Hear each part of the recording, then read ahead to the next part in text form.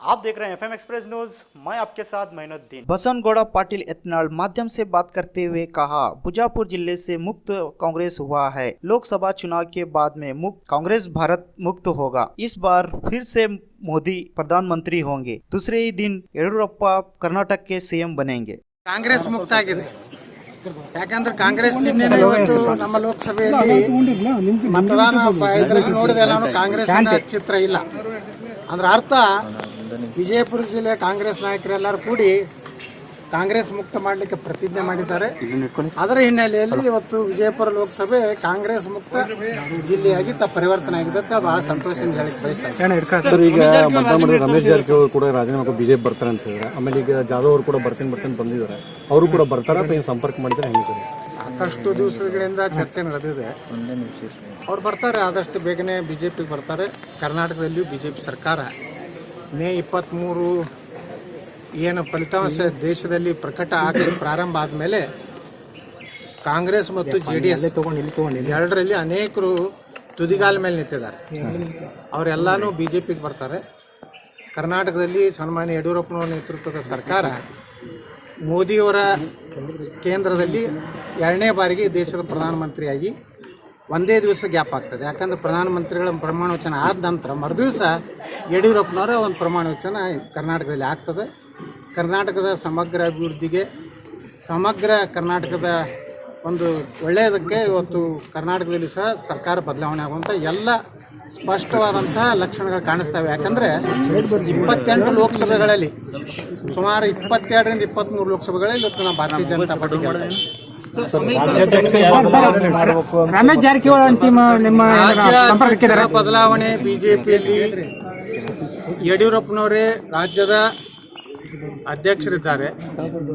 ಒಂದು ವೇಳೆ ಎಲ್ಲ ನಮ್ಮ ಪರವಾಗಿ ರಾಜ್ಯದ ಜನ ಈ ಒಂದು ಲೋಕಸಭೆಯಲ್ಲಿ ಹೆಚ್ಚು ಸೀಟುಗಳನ್ನು ಕೊಟ್ಟರೆ ರಾಜ್ಯದ ಮುಖ್ಯಮಂತ್ರಿಗಳಾಗಿ ಯಡಿಯೂರಪ್ಪನವರು ಆಗ್ತಾರೆ. ಅವರು ಯಡಿಯೂರಪ್ಪನವರು ರಾಜ್ಯ ಅಧ್ಯಕ್ಷರಾದ ಮೇಲೆ ಸಹಜವಾಗಿಯೇ ರಾಜ್ಯ ಅಧ್ಯಕ್ಷ ಸ್ಥಾನವನ್ನು ಖಾಲಿ ಮಾಡಬೇಕಾಗ್ತದೆ. ಖಾಲಿ ಆದಾಗ ಉತ್ತರ ಕರ್ನಾಟಕದ ರಾಜ್ಯಾಧ್ಯಕ್ಷರಾಗ್ತಾರೆ.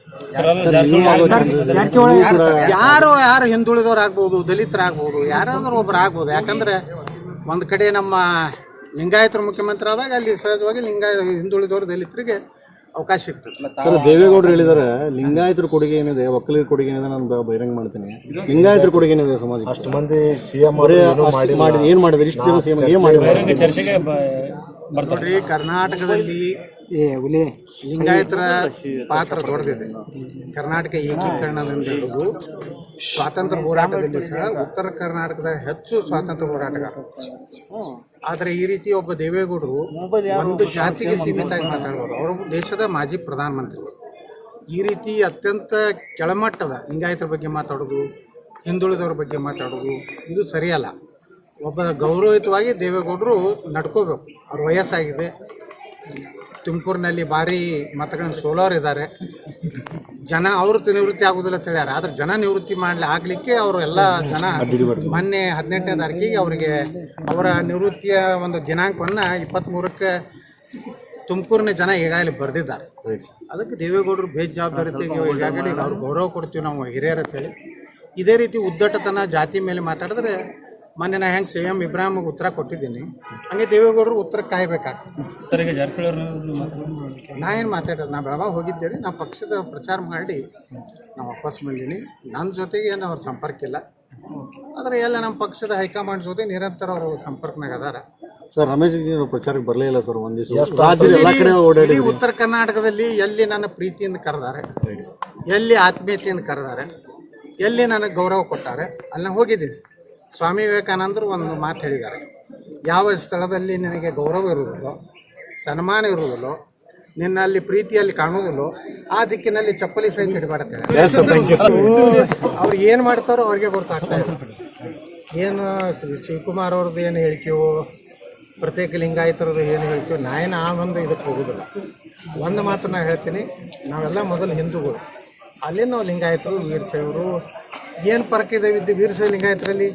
ಎಲ್ಲರೂ ಅವರು ವಿಭೂತಿ ಹಚ್ತಾರೆ, ನಾವು ಎಲ್ಲರೂ ವಿಭೂತಿ ಹಚ್ತಾರೆ. ಅದು ಅವರು ಎಲ್ಲ ಸಂಬಂಧಿಕರದಾರ, ರಕ್ತ ಸಂಬಂಧಿಕರದಾರ. ಎಲ್ಲರ ಮನೆಯಾಗ ಶಿವನೇ ಪೂಜೆ ಮಾಡ್ತಾರೆ, ಎಲ್ಲರ ಲಿಂಗನೇ ಪೂಜೆ ಮಾಡ್ತಾರೆ. ಎಲ್ಲರ ಮನೆ ದೇವರು ಶ್ರೀಶೈಲ ಮಲ್ಲಿಕಾರ್ಜುನ ಅದಾರೆ. ಈ ರೀತಿ ಜಾತಿ ಓಡಿದ್ರಿಂದ ಏನೂ ಅರ್ಥ ಇಲ್ಲ. ಈಗಾಗಲೇ ಪ್ರಧಾನಮಂತ್ರಿಗಳು ಹೋದ ಲೋಕಸಭೆಯಲ್ಲಿ ಮೇಲ್ಜಾತಿಯವರಿಗೂ 10% ಇವತ್ತು ಮೀಸಲಾತಿ ಕೊಟ್ಟಾರೆ. ಅಂದರೆ ಬ್ರಾಹ್ಮಣರು ಇರ್ಬೋದು, ಲಿಂಗಾಯತರು ಇರ್ಬೋದು, ಕುರುಬ ಜನಾಂಗೀರು ಎಲ್ಲರಿಗೂ ಕೊಟ್ಟಾರೆ. ಅಂದರೆ ಅಪ್ಪರ್ ಕ್ಲಾಸ್ನವ್ರಿಗೇನು ಮೊದಲು ಮೀಸಲಾತಿ ಇರಲಿಲ್ಲ, ಅದು ಕೊಟ್ಟಿದ್ದ ಮೇಲೆ ಎಲ್ಲ ಲಿಂಗಾಯತರಿಗೂ ಅವಕಾಶ ಸಿಗ್ತದೆ, ಬ್ರಾಹ್ಮಣರಿಗೆ ಸಿಗ್ತದೆ, ಮರಾಠರಿಗೆ ಸಿಗ್ತದೆ, ಎಲ್ಲ ಮೇಲಿನ ಜಾತಿಯವ್ರಿಗೂ ಸಹಿತ ನ್ಯಾಯ ಕೊಡುವಂಥ ಕೆಲಸ ನರೇಂದ್ರ ಮೋದಿ ಮಾಡಿದ್ರು. ಅದು ಮಾಡಿದ ಮೇಲೆ ಪ್ರತ್ಯೇಕತೆ ಅನ್ನೋಂಥ ಅವಶ್ಯಕತೆಯೇ ಈ ದೇಶನಾಗಿಲ್ಲ. ಇವತ್ತು ಅಲ್ಪಸಂಖ್ಯಾತರು ದೇಶನಾಗ ಯಾರಪ್ಪ ಅಂದ್ರೆ ಬ್ರಾಹ್ಮಣರು, ಅವ್ರಿಗೆ ಸೌಲಭ್ಯ ಸಿಗ್ಬೇಕು. ನಮ್ದೇನಾರು ರಾಜ್ಯದ ಸರ್ಕಾರ ಬಂದರೆ ಅಲ್ಪಸಂಖ್ಯಾತಿದ್ರೆ ನಾವು ಬ್ರಾಹ್ಮಣರನ್ನು ಸೇರಿಸ್ತಾರೆ.